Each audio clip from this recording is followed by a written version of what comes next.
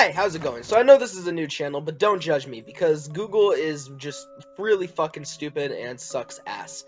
But I'm gonna be real. I was scared, and I still am a little scared to talk about this film. I've been running, faster than I've ever run, and I've been running my whole life. Watch me run. But now I'm here, so let's get started. Action. I would be lying if I said that I wasn't excited, but I would also be lying if I said that I had zero trepidations about this film.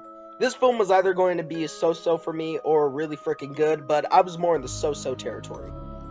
But when I heard that Sam Raimi was announced as the new director, dude, I was fucking pumped. Was I more excited than No Way Home? Yes. Did this movie do good? Definitely. Was it perfect? Almost. And this film did exactly what I wanted. It was emotional and gave us time to humanize and ground every character, except for Reed Richards, in a very impossible to ground world.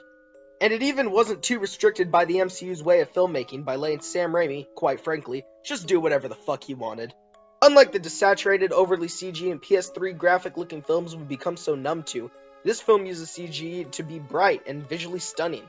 The camera is bright and colorful, but dark and desaturated when it needs to be, and only when it needs to be. The first thing I said when the first shot of this movie came on screen was God fucking damn it. But then it proved to me it wasn't using CG to be lazy like so many others. Wanna know what else I love? The movie is a straight fucking horror movie.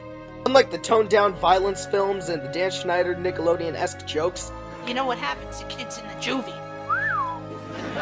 This movie is gritty, bloody, and full of very effective jump scares that work very well. Speaking of jokes, Wanda never cracks a single one. She's literally a dark, fucked up, violent character, and I love it. I find it kind of embarrassing, actually, that your hero turned villain is more compelling than your villain in the big climactic film's main event. Wanda is the best villain that we've ever had in the MCU since... Wanda is the best villain we've ever had in the MCU. I can't get enough of her. She's menacing, terrifying, and compelling. Just... fuck yeah, man.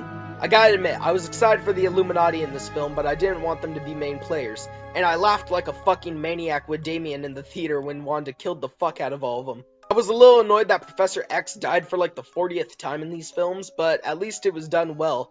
No, fuck that, not well, in the best way ever.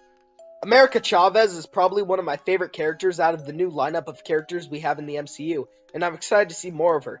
And the last thing I have to say and mention is that I love how lovely they made Strange come full circle by completing his arc with Christine and finally not doing the whole grand calculus of the multiverse thing. He actually cares for people. He proves that he is different from all the Stranges in the multiverse. Doctor Strange in the Multiverse of Madness is a good step in the right direction.